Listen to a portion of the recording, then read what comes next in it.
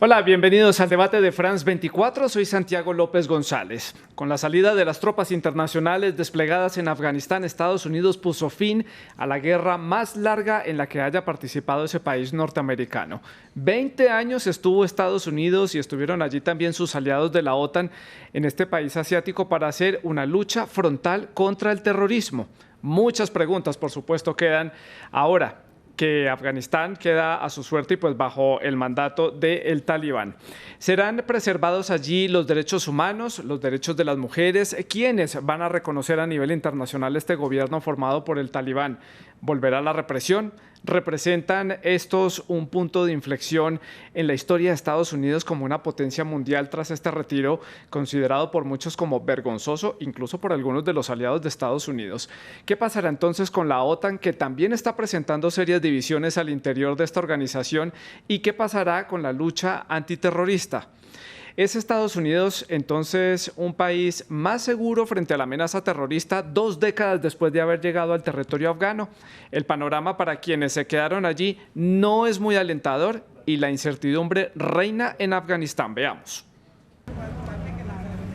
Una profunda crisis económica es una de las múltiples consecuencias de la retoma del poder por parte de los talibanes en Afganistán. Todos los precios han subido y no podemos comprar nada y la gente tiene serios problemas económicos porque los bancos han cerrado y las condiciones del mercado no son buenas. No hay oportunidades de trabajo y nadie puede permitirse comprar. La agencia de calificación Fitch estima que la economía afgana podría caer casi un 10% este año fiscal y 5.2% el siguiente. Y en este contexto de bloqueo económico, además agravado por las sequías, los afganos esperan para conocer lo que será su nuevo gobierno, uno del que un portavoz talibán ya dio adelantos. Sin lugar a dudas será un gobierno islámico. La gente ha hecho grandes sacrificios por el establecimiento de un gobierno islámico. Sin embargo, se pensará adecuadamente. Actualmente estamos teniendo discusiones y hemos tenido consultas. Ojalá el liderazgo llegue a una buena conclusión. Se espera que el líder supremo de los talibanes, Haibatullah Akhundzada, tenga el poder final sobre un nuevo consejo de gobierno. Y aunque los talibanes prometen ser más moderados, Estados Unidos y la Unión Europea desconfían y se enfocan en poder evacuar a más personas de ese país.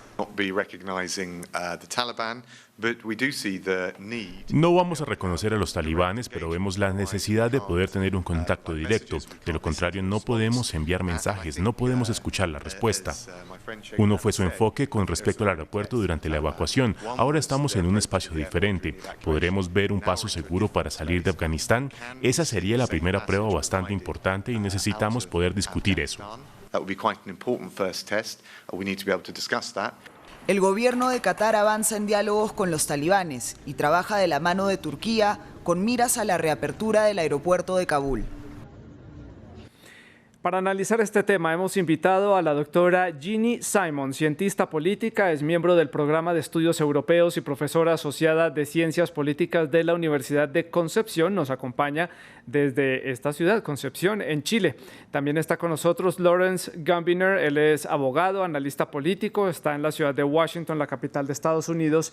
Y finalmente aquí en el estudio de France 24 nos acompaña Rafael Piñeros, analista internacional, profesor de Relaciones Internacionales de la Universidad Externado de Colombia. Ustedes también, nuestros televidentes, son parte de esta conversación a través de las redes sociales. Ustedes pueden dejar los comentarios y también todo tipo de preguntas. Las cuentas se las recuerdo en Facebook y en Twitter y también en Instagram. Nos encuentran como @France24_ES y @Santilogo, que es mi cuenta personal. Deje todos los comentarios con el numeral El Debate F24.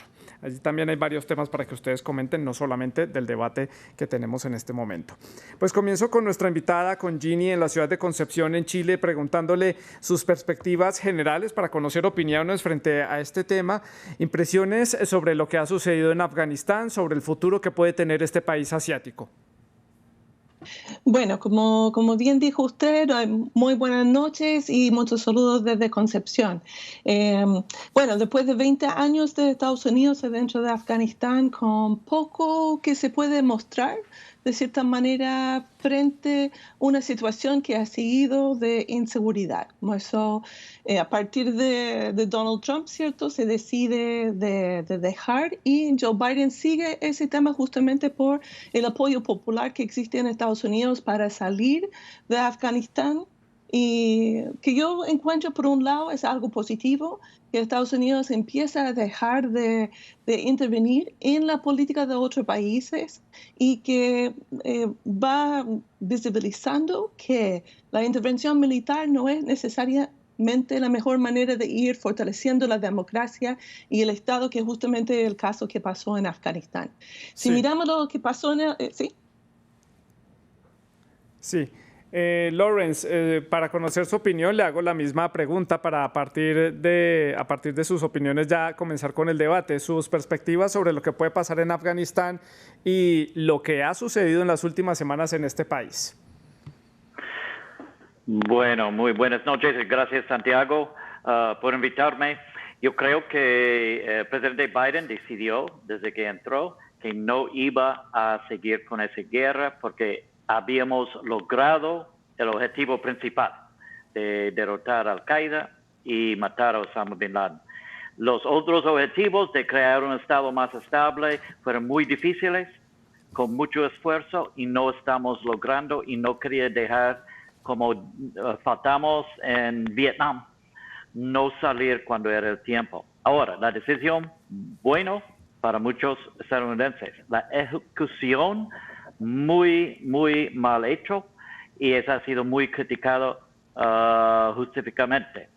Ahora, el hecho de que no coordinó con nuestros aliados, el hecho de que salimos tan rápido sin preparar la evacuación, lo cual eventualmente lo hizo. Claro. Y el hecho que dejamos mucha gente allí quedado en el país sin escape es muy mal hecho, en mi opinión. Sí. Y aquí en el estudio de France 24, Rafael Piñeros. Rafael, su opinión sobre estos hechos recientes y sobre el futuro que puede tener Afganistán. La situación en Afganistán será particularmente difícil porque creo que el talibán se enfrenta a dos retos importantes. Desde el punto de vista político, mantener la estabilidad y el orden como lo ha logrado mantener en algunas regiones en el pasado. El problema de Afganistán no se pierde hoy. Afganistán y la estabilidad de ese país se perdió hace más de 4 años, cuando era inadmisible seguir manteniendo una situación en la cual el Estado y sus instituciones no lograron desarrollarse. Y desde el punto de vista militar, creo que tienen otro desafío, y es mantener a raya la influencia del Estado Islámico, especialmente del Estado Islámico de Cordoba, que se adjudicó el atentado en Afganistán. Desde la perspectiva de Estados Unidos, creo que internamente las decisiones que tomaron los últimos 3 o 4 mandatarios estuvieron encaminadas a asegurar 2 variables: que electoralmente fuera positivo para los intereses particulares y que económicamente fuera viable. Asimismo, hoy, 20 años después, las perspectivas, los problemas identificados de seguridad nacional por parte de ese país son distintos. El terrorismo sigue siendo una variable, pero no es la variable más importante. Y ahí creo que se produjo un cambio fundamental que hay que tener presente. Joe Biden lo dijo, y me pego de lo que dijo mi colega de debate. Vamos a hacer una política exterior para la clase media. Y eso quiere decir que hay que validar, hay que refrendar lo que la mayoría piensa, y la mayoría piensa desde hace algún tiempo que la guerra en Afganistán tenía que terminar. A ver, para comenzar entonces a analizar los diferentes puntos que tengo para este debate, y pensando en el futuro de lo que puede ser Afganistán en unos cuantos años o en unos pocos meses, comenzar por el reconocimiento del talibán. La Unión Europea ya ha dicho que no lo va a reconocer, muchos organismos internacionales han dicho que simplemente no se van a entender con ellos, pero cuando culminó el retiro de las tropas, el secretario de Estado de Estados Unidos dijo que estaba dispuesto a trabajar con el talibán. También Estados Unidos ha dicho que no lo va a reconocer, pero entonces, ¿dispuesto a trabajar con quién y en qué términos y bajo el entendimiento desde qué punto? Desde Kabul o de Washington. Hago la ronda a la inversa y comienzo entonces con Rafael. Es muy interesante observar las medidas diplomáticas que también ha tomado el talibán. Recuerde usted que a finales de julio visitó China y se entrevistó con el canciller chino Wang Yi. Al mismo tiempo, a inicios de julio, visitó Moscú y así como hace 30 años Moscú era el enemigo número 1 de los talibán, 30 años después puede que las cosas cambien. Para los países occidentales será difícil establecer un diálogo o una negociación, pero sí una intermediación. Ahí vamos a mirar en qué se traduce eso, porque hoy me parece un poco pronto y prematuro definir una ruta. Usted puso unos mensajes al inicio supremamente importantes.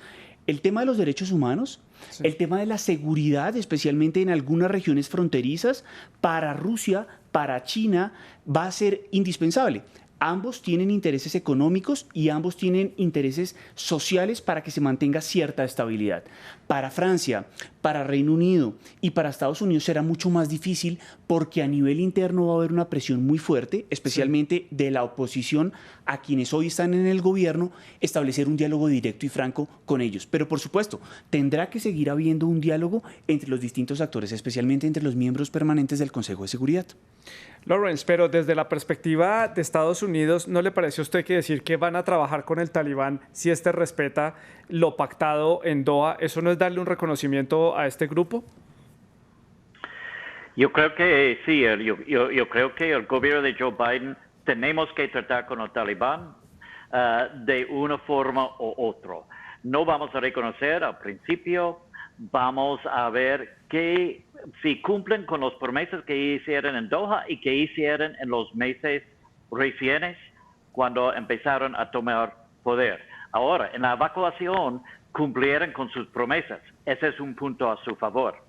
De todos modos, muchas de las promesas de derechos humanos, de la participación de mujeres, de un gobierno más abierto, todavía tenemos que esperar a ver. Tenemos que dejar el puerto abierto para la diplomacia norteamericana, no podemos cerrarlo.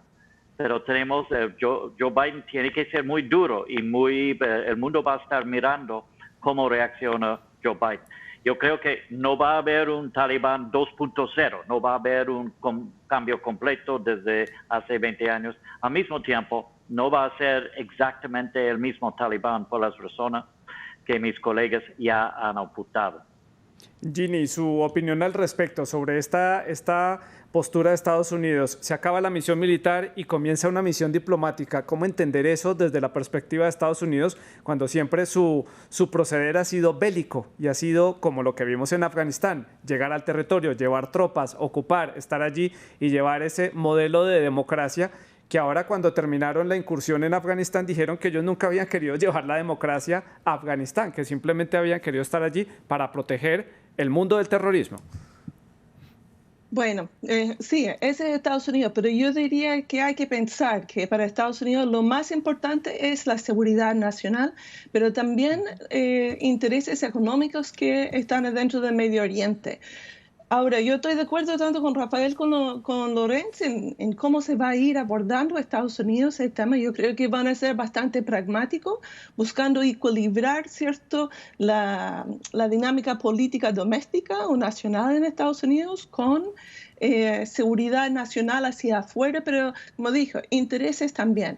Y me parece que Estados Unidos, desde hace tiempo, está cada vez más débil y como consecuencia yo creo que va a depender mucho de Qatar, especialmente como un aliado con quien va a trabajar. Hay que pensar que los aviones que se han salido desde Afganistán se fueron a Qatar justamente para ir fortaleciendo de cierta manera o facilitando ese proceso de traslado. Así yo creo que va a fortalecer, ojalá, justamente una diplomacia más desde Medio Oriente y no desde solamente Estados Unidos. Ginny, con esta explicación que usted nos hace me surge una pregunta y es precisamente el papel que tiene Qatar, que es un país que uno pensaría es muy pequeño dentro del mundo musulmán, tiene cierta fuerza económica por ser pues obviamente un productor de petróleo y un país con muchísimo poder en la región del Golfo, pero ¿qué interés puede tener Qatar ser precisamente ese trampolín de Washington hacia Kabul vía Doha? Yo diría que tiene mucho, de cierta manera, permite fortalecerse dentro de la región y hay que pensar, ¿cierto?, la relación que ahora tiene con, justamente con Israel, de cierta manera. Yo creo que vamos a ver con lo que está pasando y en Medio Oriente un intercambio de las relaciones. Hay que pensar también que en Israel, ¿cierto?, cambió el primer ministro y está más abierto, yo diría. Confío que en el siglo XXI vamos a ver cosas interesantes adentro de Medio Oriente y quizás pensar justamente en el tema de Vietnam. Vietnam en ese momento, cierto, era muy parecido a Afganistán. Y Vietnam en el actual es un país bastante desarrollado, uno de los mejores países en Asia en relación al manejo de COVID-19. Como eso, de cierta manera, podemos imaginar también un Medio Oriente más estable sin la presencia militar de Estados Unidos. Lawrence, ¿y qué podemos decir de otros países que estaban haciendo presencia en Afganistán? ¿Cómo puede ser la relación con este nuevo gobierno que se va a instalar allí? Hablo de países como el Reino Unido, que además tiene una larga historia de presencia en el siglo pasado y en el siglo XVIII, allí en donde actualmente es Afganistán, y de otros países como Alemania, como Francia, que incluso desde Alemania hicieron muchas críticas a la forma como Estados Unidos manejó esta situación. Sí, efectivamente, Santiago. Yo creo que uno de los daños más grandes de ese episodio para Estados Unidos ha sido el daño en la relación con nuestros aliados. Y no es solo que salimos, es la manera en que decimos la falta de coordinación, la consulta, y ellos, con razón, tienen mucho malestar con los Estados Unidos y con Joe Biden en este momento. Ahora, ellos, como nosotros, la primera responsabilidad es su gente. Y yo creo que si hay gente que fueron dejados de parte de o americanos o de europeos o de otros países que resultan ser secuestrados o sujetos a terror de parte del Talibán, puede caer muy mal sobre esos gobiernos y sobre los Estados Unidos. Y el otro país que es un gran perdedor en todo eso es la India, porque fortalece a Pakistán, fortalece a la China, los gran enemigos de la India. India ha apostado mucho con los Estados Unidos en esta situación y ellos fueron dejados también por sorpresa y no en una buena situación actualmente. Rafael, aquí en el estudio de France 24, impresiones de cómo puede ser la relación de los países europeos que están molestos con Estados Unidos, y le pregunto si hay ciertas fragmentaciones o algunas grietas al interior de la OTAN después del manejo que se le ha dado a esta situación. Y le hago una tercera pregunta ahí. ¿Qué piensan ahora en Europa de Estados Unidos? Porque cuando llegó Biden al poder, Europa lo vio de una manera positiva. Incluso la canciller Angela Merkel dijo: Estados Unidos ya regresó, vuelve a ser nuestro aliado internacional. ¿Pensarán lo mismo en este momento? Bueno, si miramos los últimos 20 años, Afganistán se convirtió en un catalizador de continuos y constantes grietas o fisuras, como usted lo mencionó, entre los Estados Unidos y sus aliados europeos. Alrededor de la inversión que individualmente hacían a la OTAN. Recuerde usted que ha sido un reclamo básicamente desde la administración de George Bush. Y en el último documento estratégico de la OTAN del 2010, el terrorismo sigue siendo una prioridad. Pero desde ese momento hasta hoy no se han puesto de acuerdo en una actualización. Hoy sigue habiendo profundas disputas.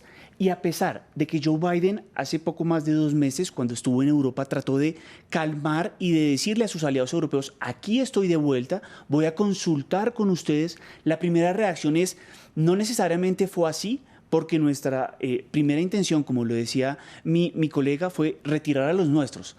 Y al escuchar esa voz, sin duda alguna, tuvo que acelerar ese plan que estaba planeado para el 11 de septiembre y lo tuvo que adelantar porque la situación se hizo insostenible.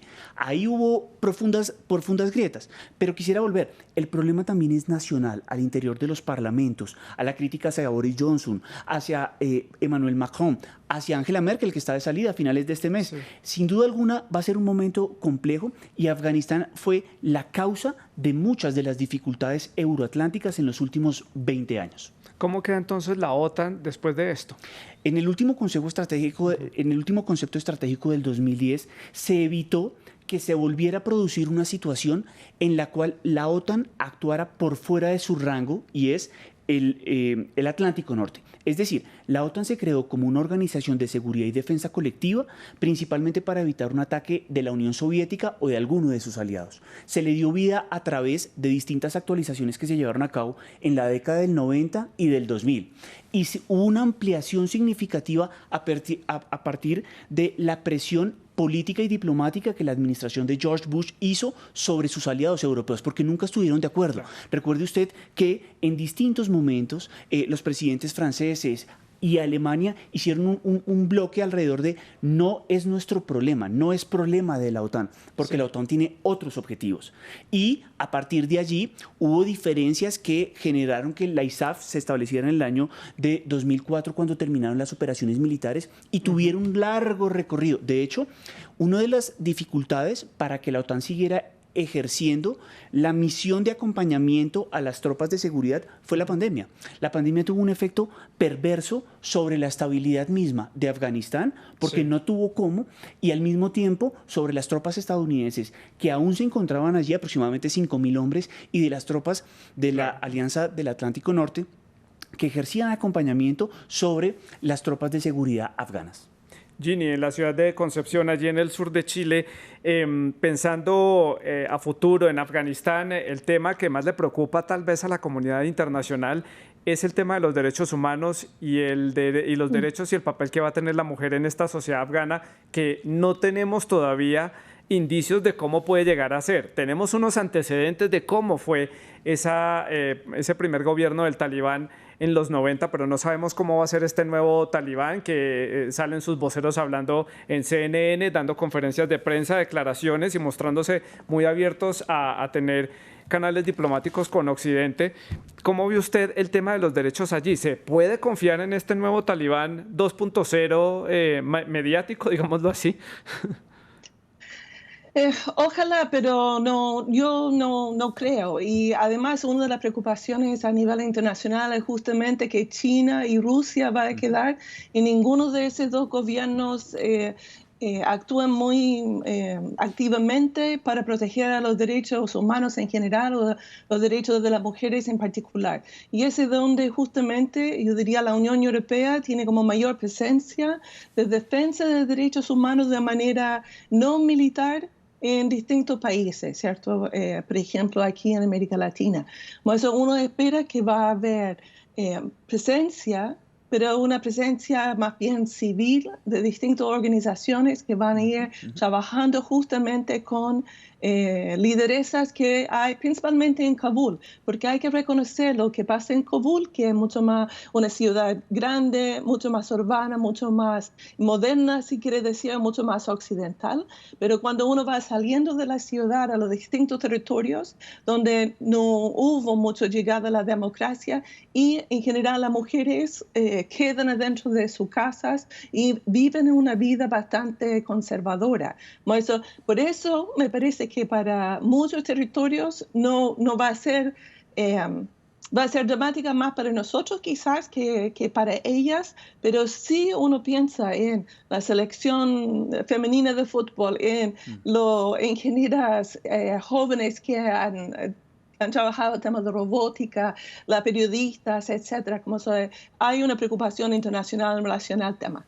Claro, y es que una cosa es Kabul, un universo aparte es Kabul y un universo son las provincias, y tiene una geografía tan accidentada este país que hay regiones que no hablan ni siquiera el mismo idioma, no comparten la misma cultura, son tribus o etnias completamente diferentes, y hay regiones donde prácticamente allí no ha pasado ni el Talibán ni Estados Unidos y siguen viviendo como hace un siglo atrás.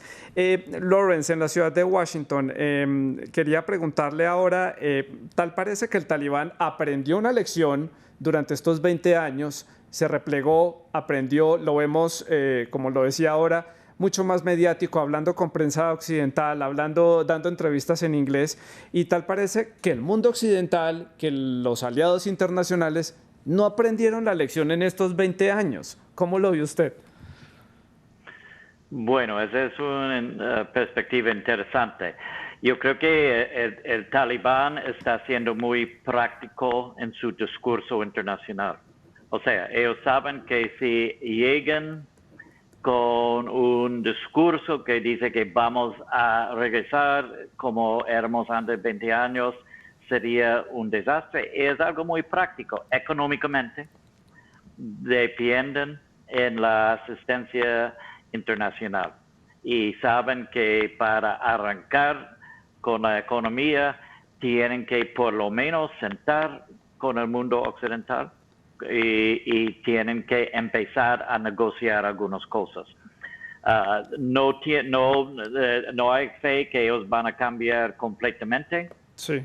Y con razón, pero yo creo que ellos saben algo. Nosotros, yo no diría que no hemos aprendido nada en 20 años. Yo creo que ha habido logros que hemos hablado del avance de la mujer y derechos humanos en Afganistán, que si no van a seguir directo, Sí. esos logros sí van a quedar.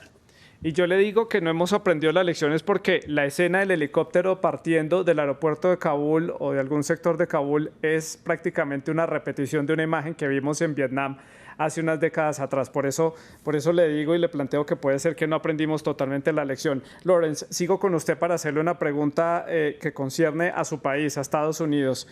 ¿Es Estados Unidos, después de estos 20 años de incursión militar en Afganistán y de haber estado allí para hacerle frente al terrorismo, es un país más seguro en este momento frente a la lucha del terrorismo? ¿O cómo cree usted que está la situación? Yo creo que estamos en un parte más seguro y un parte menos seguro. O sea, el terrorismo, los yihadistas han crecido en los últimos 20 años y han expandido su territorio afuera de Afganistán, afuera de Medio Oriente. Está básicamente en todo el mundo. Y ese fue un argumento de Joe Biden diciendo que no podemos tener tropas, no podemos tener presencia en cada país donde hay riesgo de terrorismo. Tenemos que tener otra manera de prevenir los ataques terroristas en un nivel global. Entonces, lo que sí ha pasado es que no hemos tenido una repetición del 11 de septiembre en 20 años. En ese aspecto hemos logrado mucho, pero el riesgo es tan grande como siempre. Y no sabemos qué pueda pasar de aquí en adelante ahora que otros grupos extremistas se han sentido un poco apalancados con esta llegada del Talibán otra vez al poder. Me quedan pocos minutos ya del programa. Rafael, para la conclusión, 3 puntos importantes. La democracia aquí a nivel internacional, ¿cómo queda? ¿Cómo queda Joe Biden, el presidente de Estados Unidos? ¿Y cómo queda el papel de Estados Unidos como fuerza mundial del orden a nivel internacional después de esto? Bueno, el papel de la democracia, creo que como lo decían mis colegas, va a tener un trabajo principalmente a partir de redes de la sociedad civil. USAID, Médicos Sin Fronteras, otro tipo de instituciones que pueden tener un acceso mucho más fácil a lo que va a significar el futuro próximo de Afganistán. Es necesario, y ahí creo que se van a concentrar muchos de los esfuerzos, porque el brazo militar no funcionó, pero la diplomacia, los principios y valores, la necesidad de fortalecer el papel de la mujer, de las minorías étnicas, sexuales y religiosas, el mostrar que hay cultura, deporte y otros elementos, puede ser un catalizador y un dinamizador de un fortalecimiento en el mediano y en el largo plazo. En el corto es muy difícil lograrlo, porque sin duda alguna sabe que hay que lograr, Santiago, gobernanza, Estado de Derecho, y ahí es donde se perdió la batalla en los últimos 20 años, momentáneamente. No sabemos qué nos depara el futuro. Claro. Un segundo elemento, ¿cómo queda el papel de los Estados Unidos? Comparto lo que decía Lawrence, en el sentido de, si miramos las estrategias de seguridad nacional del 2017 y del 2021, que es transitoria, es que son escasos párrafos o líneas las que se le dedica al tema de Afganistán, porque hoy la prioridad pasa por los problemas de ciberterrorismo, la disrupción que puede haber en el suministro de petróleo, gas o de otros elementos, y principalmente la competencia con China y Rusia en otros escenarios estratégicos. Entonces, hoy es muy improbable que haya un ataque como lo hubo el 11 de septiembre del 2001, que estamos a pocos días de la conmemoración. Pero sin duda alguna, hay otros desafíos que se han venido creando. Hoy la preocupación es seguirnos recuperando de una pandemia de la cual no hemos terminado de salir. Y todavía no hemos visto al talibán gobernando. Una cosa es estar ahí en terreno y no lo hemos visto gobernando. Lawrence, su conclusión, rápidamente, un minuto. Afganistán hacia el futuro. ¿Cómo ve usted el panorama en líneas generales? Ya. En líneas generales va a ser muy complicado. Ha sido como dice, el graveyard de los imperios por siglos. Entonces, en el fondo es una sociedad tribal, va a seguir siendo tribal, y yo creo que los yihadistas sí van a aprovechar ese gobierno para seguir haciendo sus coordinaciones. Pero el resto del mundo occidental, es aprender a controlar, pero no tratar de inventar y crear una democracia occidental en Afganistán. Ese no va a funcionar. Tenemos que proteger nuestros intereses y prevenir el terrorismo como fuente en Afganistán. Además que nadie le ha preguntado a los afganos si ellos quieren el modelo de democracia occidental o si ellos quieren tener un modelo de democracia organizado dentro de sus parámetros y dentro de su concepción como un país de diferentes tribus, como lo que explicábamos ahora, donde hay tayikos, uzbecos, donde hay tantas etnias mezcladas. Dejo para el cierre a Ginny en la ciudad de Concepción, en Chile, sus impresiones, su perspectiva de lo que puede seguir de aquí en adelante, y retomo algo que decía Rafael, el papel de China. ¿Qué va a tener allí en Afganistán? Ya tienen embajada o van a abrir una embajada allí en Kabul. Sí, bueno, yo imagino que ustedes saben que Chile es uno de los exportadores de cobre principal en el mundo. Claro. Bueno, hay cobre también adentro de Afganistán, también hay litio adentro de Afganistán.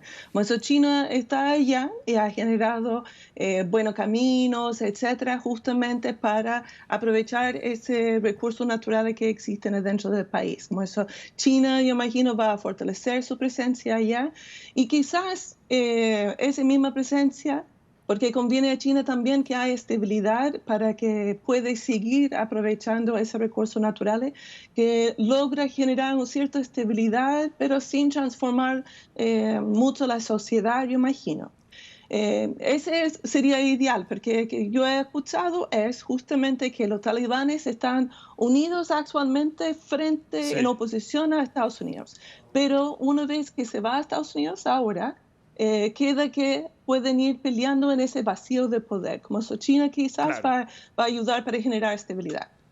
Pues a mis tres invitados de hoy les agradezco por haber compartido con nosotros los puntos de vista, a Ginny Simon, a Lawrence Gambiner y a Rafael Piñeros aquí en el estudio de France 24. Gracias por habernos acompañado y a ustedes también gracias por la sintonía. Pueden seguir con la programación de France 24. Siga con nosotros.